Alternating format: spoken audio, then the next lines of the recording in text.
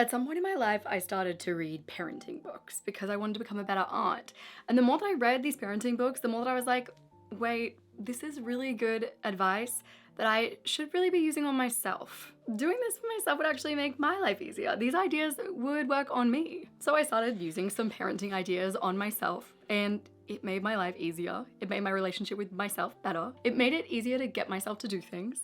So in this video, I wanted to share with you 7 parenting ideas that I have used on myself. Number 1, I try really hard to stay on my own side. Children freely, even enthusiastically cooperate when they believe that we're on their side. Parenting with a good relationship is like coasting downhill. A kid that feels in their soul, my parent, my teacher has my back. My parent, my teacher is on my side, they consider me, they care about me, is a kid that is more likely to cooperate. And the more I read about this as a parenting idea, the more I realized, oh, when I feel like I have my back, when I feel like I am on my side, I have my best interests at heart, I too am more likely to cooperate. This one piece of parenting advice changed how I see self-discipline completely. I used to think of self-discipline as this thing that you had to tough it out and grow like a muscle. But the more I read about this idea of, oh, if you want a cooperative kid, make sure you have a good relationship with them. Make sure they know that you're on their side and that you care about them and love them. It really made me realize that self-discipline comes more naturally when you have a good relationship with yourself, when you know that you are on your side, when you're making a point to show yourself, I care about you. And hearing this piece of parenting advice really made it click for me. I really see self-discipline now as a consideration problem, a relationship problem between the manager and the doer. I think of it as we all have a managing self. The managing self says things like, this week I want to work out every day. But the managing self is kind of the director. They're not the one that's in the nitty-gritty in the day-to-day. That's the doing self. If the managing self isn't going, okay, I want to work out every week, how does that actually feel for my day-to-day self? How is my doing self actually going to feel about that? Are they going to be able to follow through on that? What accommodations do I need to make for them? The doing self is going to rebel. But when your doing self feels like they're being considered, like they're not just an afterthought, that's when things get easier. That's when getting yourself to do stuff feels a lot simpler. Number 2, I give myself choices, much like a parent would a child. This piece of parenting advice is really popular and you can apply it to yourself with good results. And it is giving your kid choices. So a parent might be like, you know what, we need to get to the car. Do you want to skip to the car? Do you want to hop to the car? Or you've got to eat your veggies. Do you want to eat them inside or outside? And it sounds like a really nice thing to do, but actually it improves performance. So if you go to a kid, hey, do you want the red ball or do you want the orange ball? And give them that choice, it's actually been shown to boost their throwing accuracy during a challenge. They try harder, they perform better, because you gave them a sense of control. Whereas if you just tell a kid what to do, they don't feel like they have any choice in it, then they perform worse.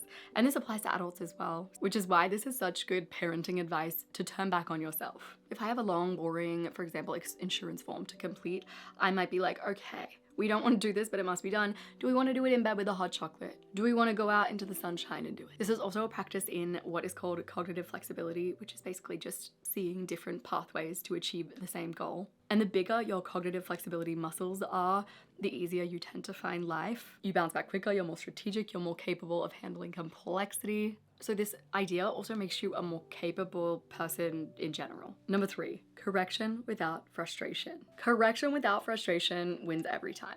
Imagine you stay up late on TikTok and you wake up feeling like trash.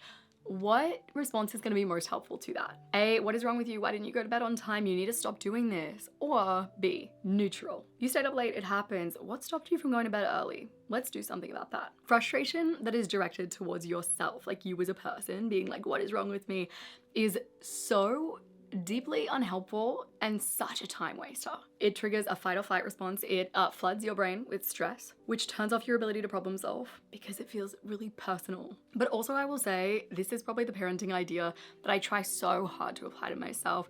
And I find difficult because sometimes my default response is frustration. And sometimes I don't know where else to direct it but at myself. So here's what I usually try to do. Take the frustration, direct it elsewhere. Because frustration directed towards yourself, usually a waste of time, but frustration directed towards an actual solvable problem can be helpful. So direct your frustration towards figuring out what got you on TikTok in the first place, figuring out the block that is in the way of how you really want to be behaving. When you direct frustration towards the obstacle in your way, beneficial. In relational terms, this should be you against the problem, not you against yourself. Number 4, natural consequences. So this is my lazy method for change, and it came originally from a piece of parenting advice called natural consequences. So if you want to change anything in your life, but you're sort of at a point where you're like, ugh, I've tried the SMART goals, I've created if-then plans, I've designed my environment to make that behavior easier.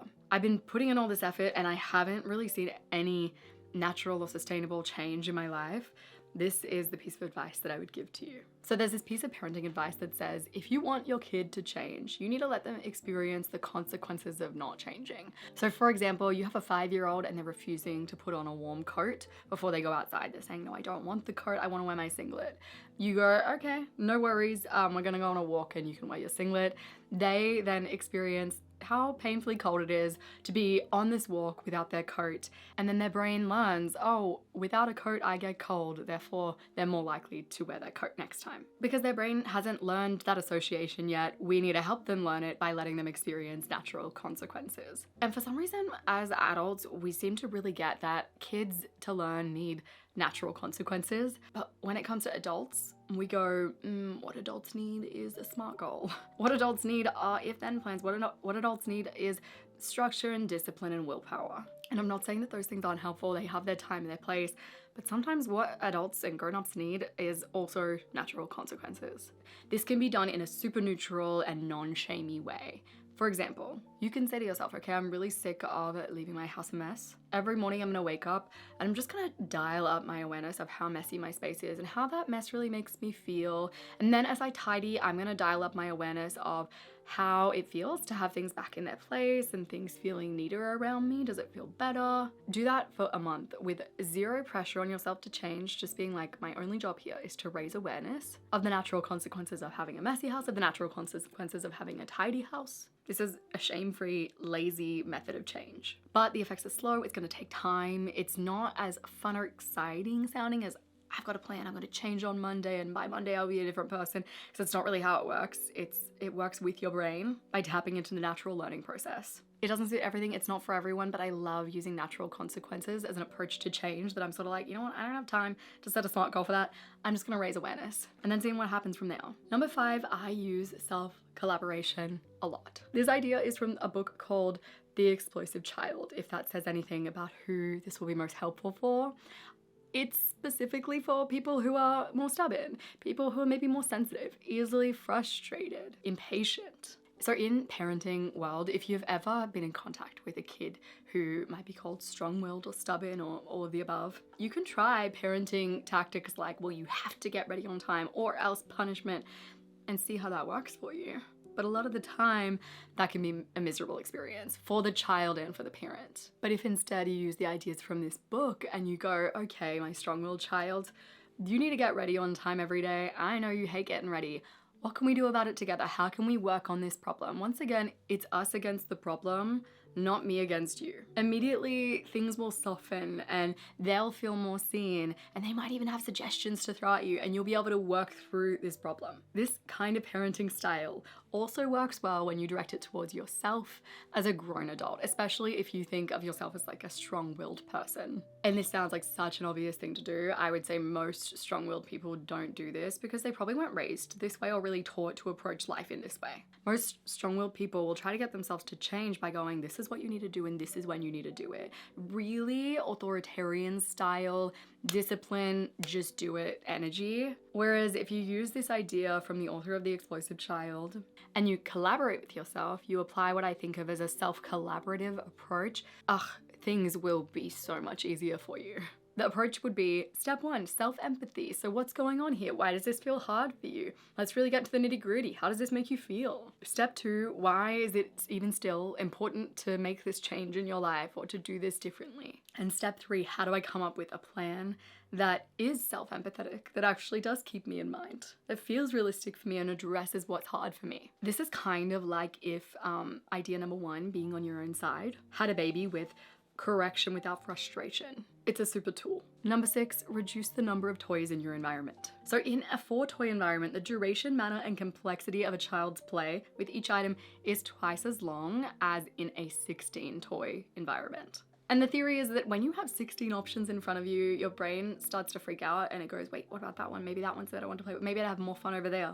There's just so much competing for your attention that you can't sustain your focus. And we kind of know that adults aren't really different from children in that respect, but it's probably less about toys and it's more about tasks. If you have 16 potential projects on your plate, of course your brain is going to be overwhelmed and it's going to start going, oh, should I work over there? Should I work over there? And you may even, as a grown-up, be like, I'm going to do nothing because 16 options is too many options. Whereas if you cut down the amount of projects that you will work on at one time, you really go, here's what I won't be focusing on. Here are the things that I will put on my plate. Here are my 5 toys that are my options. You will get more done, you'll be less scattered, you'll be more focused, just naturally, simply because you've given yourself fewer options. When there's less stuff competing for your attention, it is easier to focus, it's easy to get things done. And number 7, if I get weird, I get outside. I remember actually going to a party and I was speaking to a mom and she was like, yeah, whenever my kids get ratty, I know it's because I haven't taken them outside. They just can't be inside for too long or they go insane. That's my number 1 mom hack. And I was like, I don't think adults are so different from children that doesn't also apply. I just don't think that ceases to be the case once you hit 10 years old. There's this German philosopher I won't pronounce the name of that once said, never trust a thought that occurs to you indoors. His thing was that stagnant environments produce stagnant thoughts. And maybe not, but what we can't deny is that moving makes us more creative and being in natural environments does make us more creative. And creativity is really just about having more interesting thoughts, which is why if I get weird, I get outside. I make videos about flexible time management, getting things done, behavior change in a self-compassionate way. If you like that kind of stuff, I have a whole playlist here of my top 10 videos on time management for you to watch next. These are the videos that you guys have liked the most over time that I've made when it comes to time management and getting things done. And don't forget to hit subscribe if you want more videos like this. I appreciate you so very much and I'll see you soon.